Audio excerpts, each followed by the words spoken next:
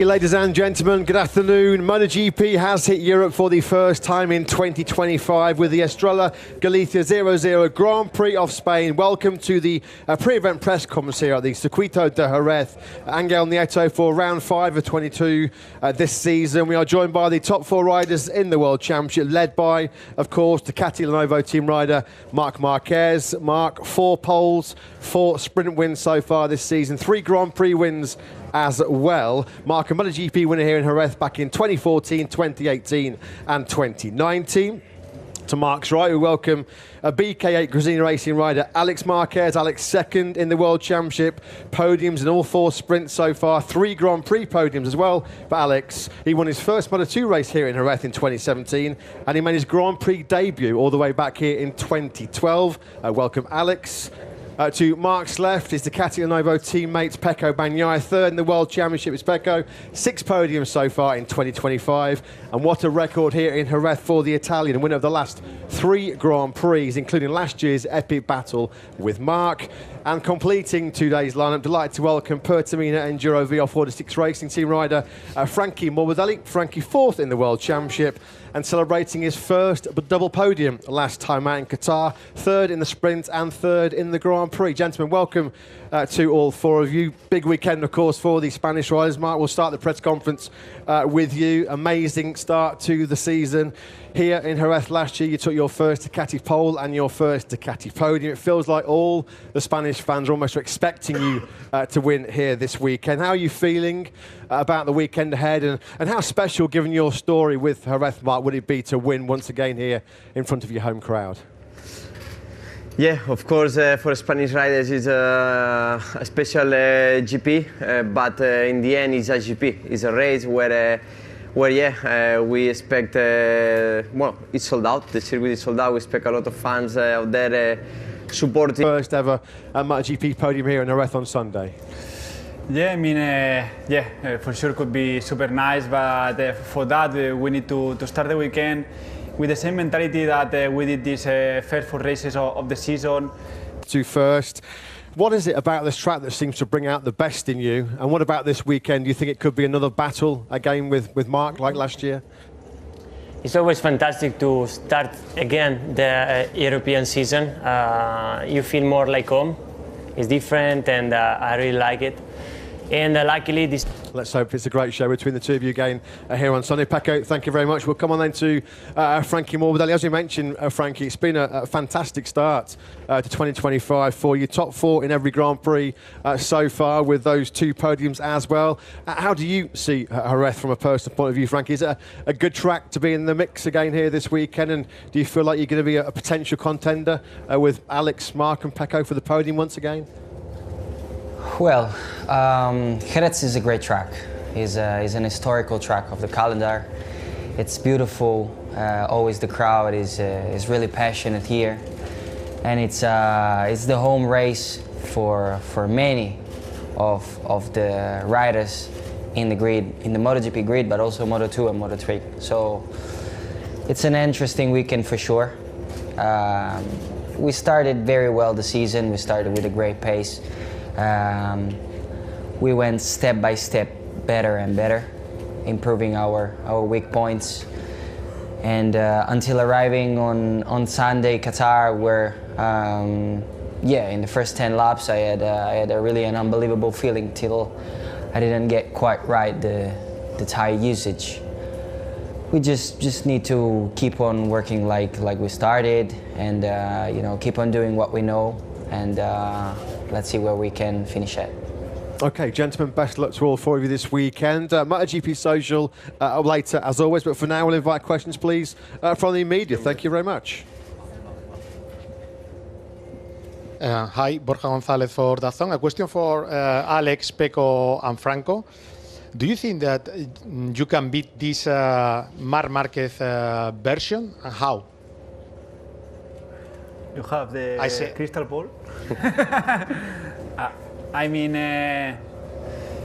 in the sport, and in motorbikes, it's like no secret. You need to work more, you need to be faster, and Marc is in a really good and nice move now, and I mean, looks like, but for sure he will come some track that he will struggle a little bit more because it's impossible to be really complete in 22 races. For sure, he will have a weekend that you struggle a little bit more, but he's able to turn around the things when nothing is in the right place. So just to beat him, you need to make the perfect weekend in every session and all that. But this is, I think, the key point, and instead with that is still difficult.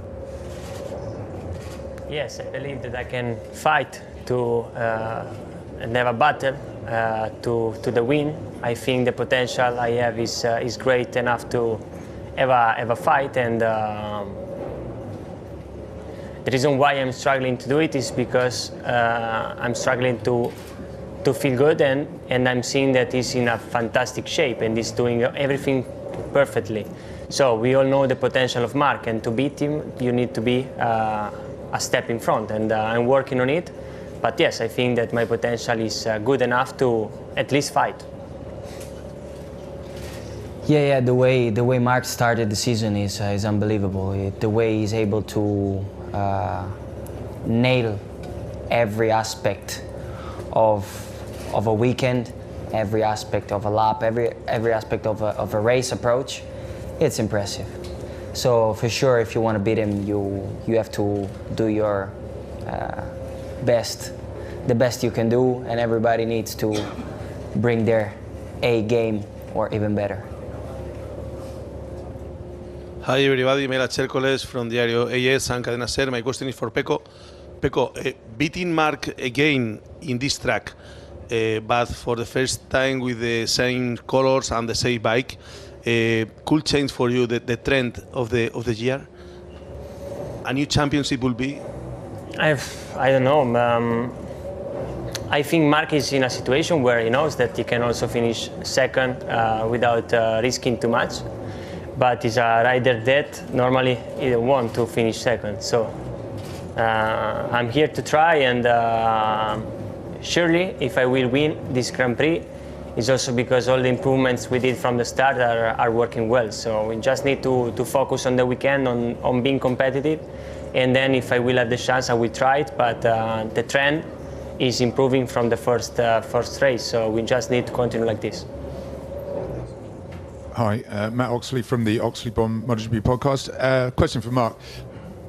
The GP24 and this year's bike, quite a few tracks now from Barcelona to Qatar.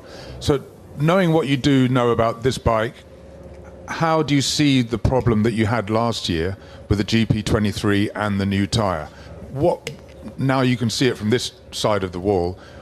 What was the problem? What made riding the bike difficult? I mean, of course, the step I feel between GP23 and GP24.5 is big. It's really big, and you know what I need for my riding style. That is that corner entry. With the GP23, I was more limited. With the GP24, I feel 24.5. I feel super good, and give me that confidence. That still looks like every time you can more and more, and you don't know where is the limit of that bike. In terms of GP23, I was crashing many times with the new tire on the time attack, trying to understand why, and with the GP24 I feel well on that point. So let's see if we can keep going, keep pushing, and also I'm interested to understand this bike in a different type of circuits, like here in Jerez, that is everything is smaller. Yeah, hi guys, Adam Wheeler for the Paddock Pass podcast. Marc, another one for you. Do you feel that you're riding better and stronger compared to this Grand Prix in 2020? No. In 2020, this Grand Prix, my level was amazing. I mean, the feeling with on that point, on physical condition and all these things was amazing. It's true that right now I feel different. It's not that I feel better or worse. I feel different. I feel like I'm fast, but still it's difficult to understand where is the limit.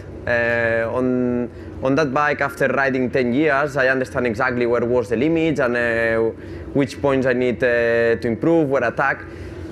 with this bike this year, still I'm discovering some areas that I introduced a bit in Qatar, trying to improve on that right corners, and here I will try to keep going because I think I can do a step there, and yeah, let's see. But now I'm different, better or worse, different. I will not say if I'm better or worse.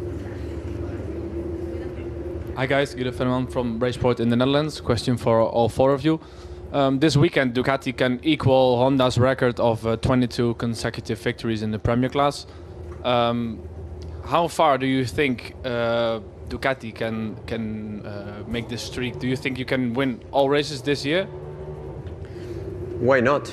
I mean, of course, Ducati have the best bike of the grid and is performing very good in every racetrack, in every condition. So this is super important. But like we see in Qatar, KTM was there with Maverick. Okay, the tire pressure, but was there. So let's see. But will be super important for Ducati to equal that on the record. We will try, for sure. Ducati is performing perfectly. The riders are performing perfectly. So I think they have the best package, absolutely.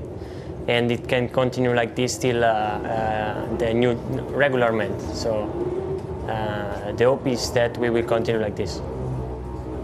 I agree. Paddock Pass podcast. Excuse me. Paddock Pass podcast.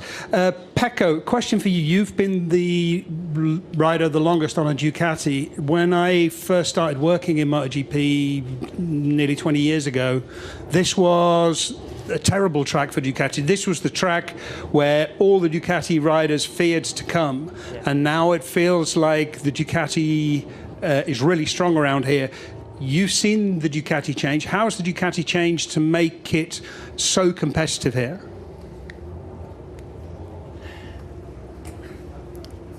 Honestly, this trend have been changed in 2020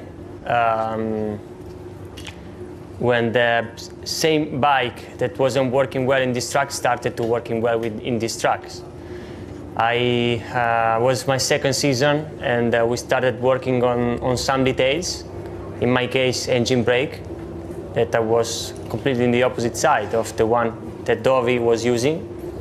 And I started to be competitive. I was fighting for the podium. I was second before my engine exploded.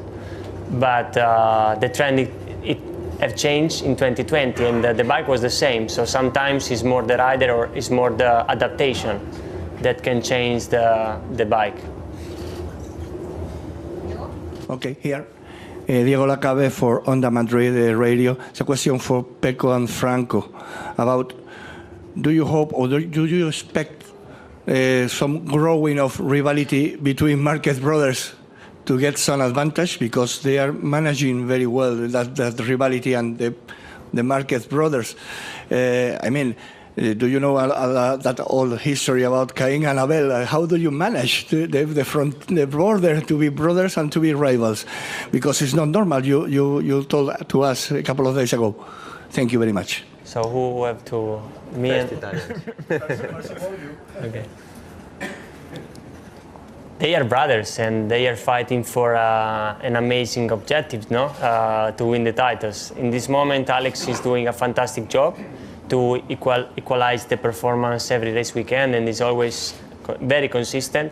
Mark in this moment is pushing a bit more. It's not that he's pushing a bit more, but he's felt better in the past races, and he was always winning. But in terms of points, they are there.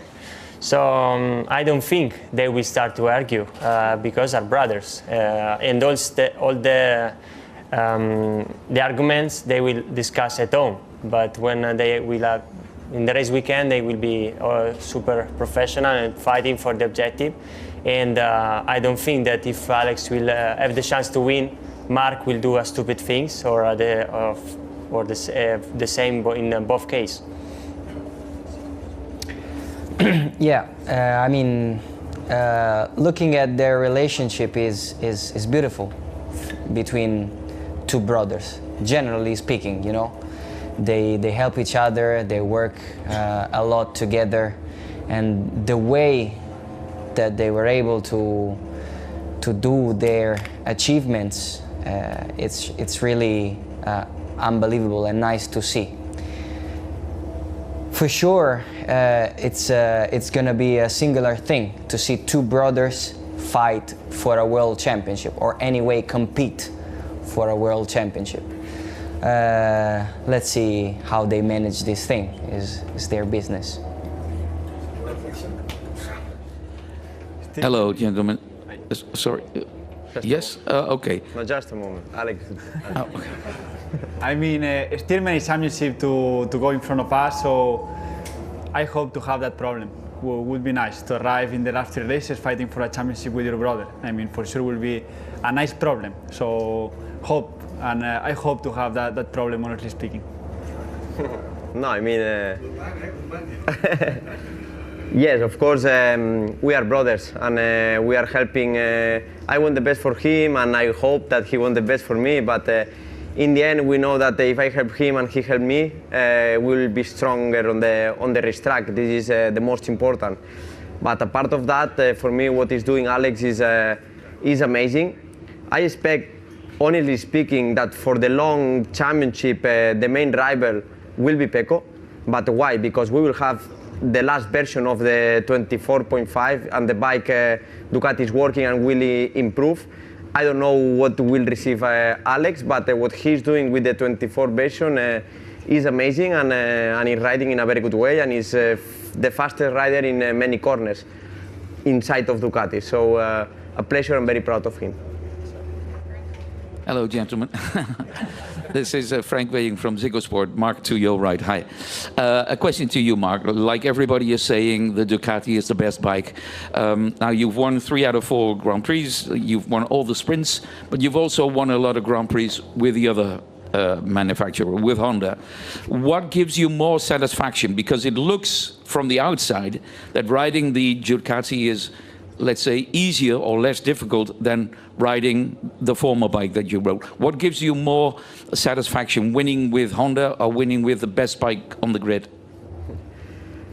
Satisfaction is the same. Of course, when I was in Honda, the last years in Honda, I was fighting against another manufacturers, and then you know was different. Now I'm fighting against same manufacturer, teammate, riders that are riding the same bike. They can show my data. They can see my data. I can see the data of them, and makes a bit different. But I remember that when I was riding Honda, I was fighting against the bike all the time. But even like this, I was there. Now with Ducati, physically demanding and all these things, I'm riding smooth. You can see on the TV. I'm riding smooth. I'm riding in an easy way, and this makes me more relaxed. Michel Turcot, Motor Revue. Question for Marc and Pecco. Marc, you said that you are riding now the 24.5 Ducati. You have a test on Monday. What kind of version you expect to race in Le Mans for the next race? 24.9, 25?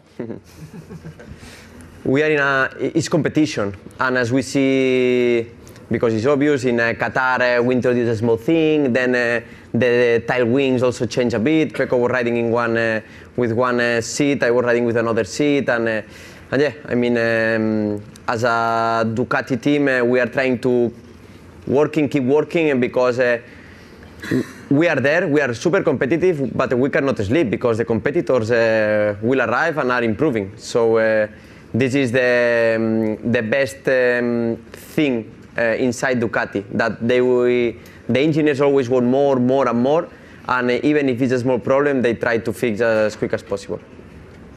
Yeah, we are racing in Ducati. You are allowed to use what you prefer, and I don't know if with other manufacturers it's the same, but it's true that we have different little details on the bike, and because I prefer someone, he's preferring others. And in the testing Monday, we will have something new to try, and will be an important test. And then in Le Mans we will see what we will use. But in my case, I'm in a situation where I don't want to change that much, because before I want to be back on fighting for the top positions without being uncomfortable. So I feel great with my bike, and then maybe in Le Mans or in the test I will add something new. Good afternoon. This is Thomas Kudru from SpeedWeek.com. A question to Pecco, please. The major issue in the last GP actually was happening qualifying, where you got in trouble by not being, let's say, in the first row or second row. Did this change your, let's say, your attitude for this weekend in terms of, let's say, processing the qualifying? Qualifying is the only moment where you can push at the limit. You need to, this lap, you won this lap, and my fault was to maybe just do a previous lap a bit slower, just to don't risk, but put a better lap time, and then do another one very pushed.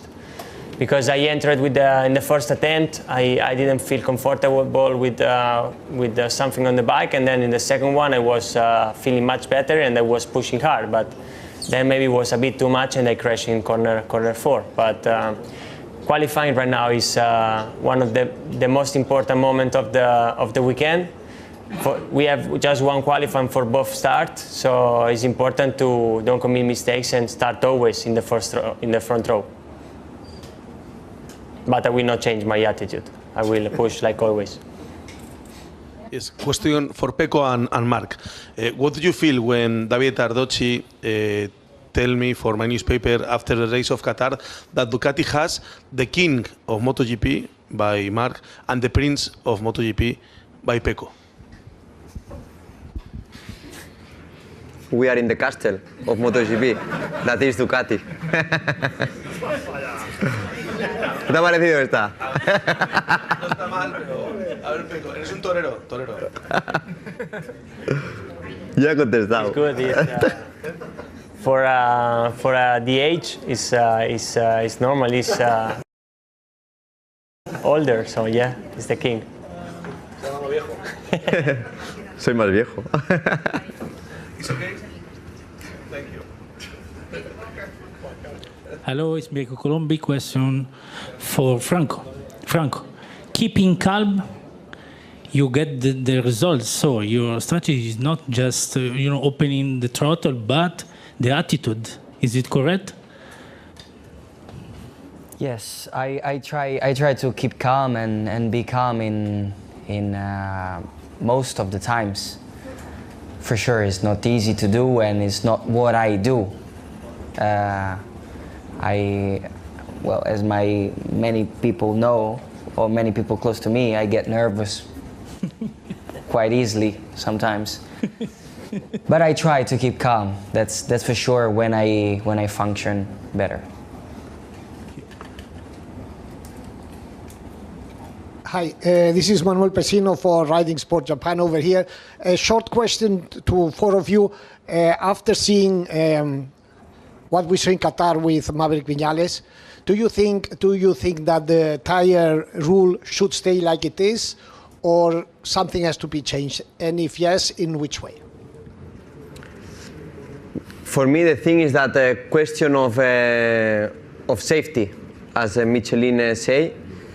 The only thing we can work on it is maybe try to understand if it's safe, if we can reduce the percentage of the laps. I mean, less laps on that tire pressure, because if sometimes maybe Viñales will lead the race, then drop and then never recover again.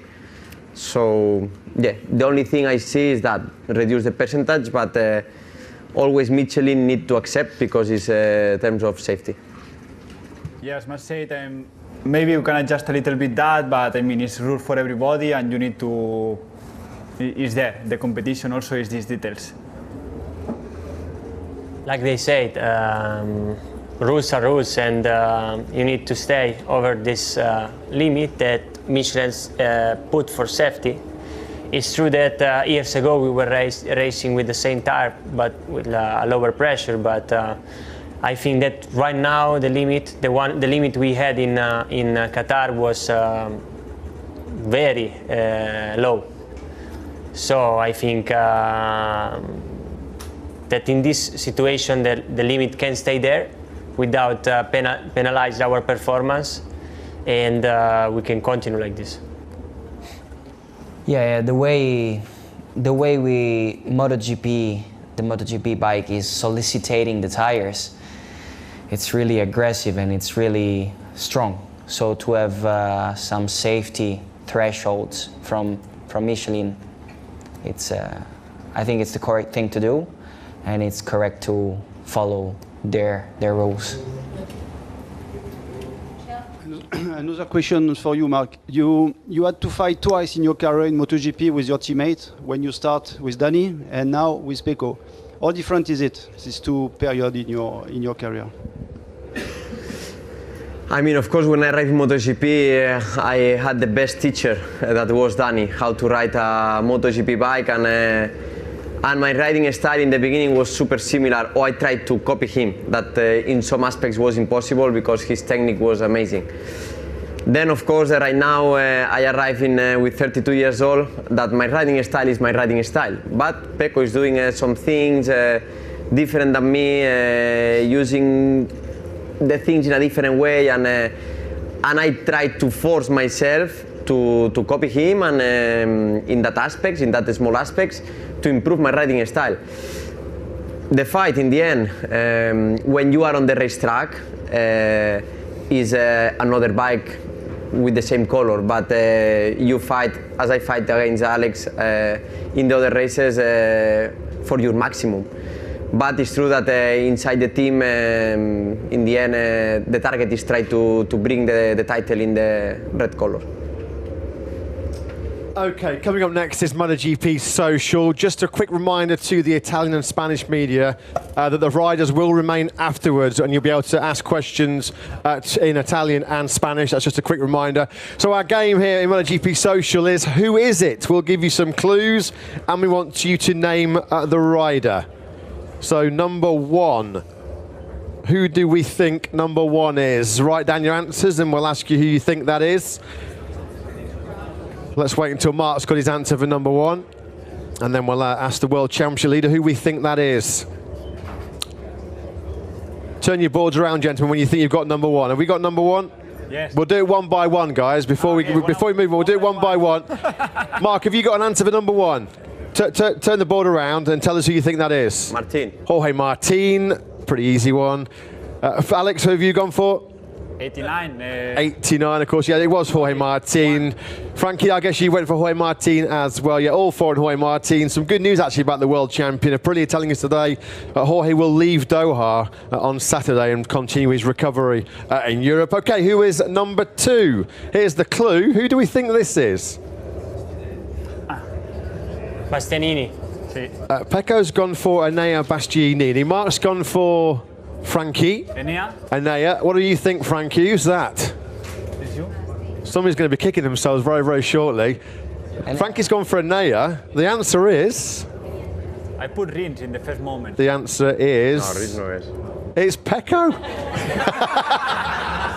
I have much less. I'm starting losing, so...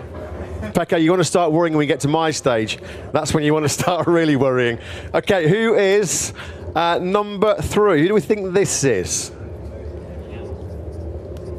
Mark's gone for Pecco. Pecco. ¿La R? No. ¿La R de Racing? No. Frankie, who have you gone for? Frankie's gone for Maverick Vinales. I think it's too late to change now, Alex, to be fair. Pecco, have you got an answer? I put Vinales. He's put Vinales, of course it was Maverick Vinales. Okay. Number four, I think, should be quite an easy one to guess this one. It's the first I put. Of course it is, yes. Marc Marquez. And what about this last one? This might be a little bit of a tricky one to guess. We'll get it on the screens very, very shortly. Who is this? Who do we think this is? Who is the owner of those shoes? Mark, have you got an answer? You've gone for... Why do you think that's Fabio? Fabio. Why do you think that's him? I'm between Quartararo and the other one, the Dija. There's the fashion icons. Alex, you've also gone for... Quartararo. It is, of course, yeah, Fabio Quartararo. Okay, guys, if you can sign those boards. And then we'll do one photo with the boards, please, gentlemen.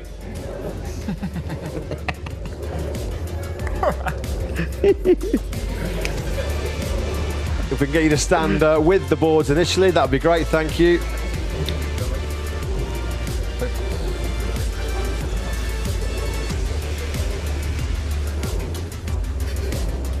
And then a quick photo, gentlemen, without the boards, that would be great, thank you very much.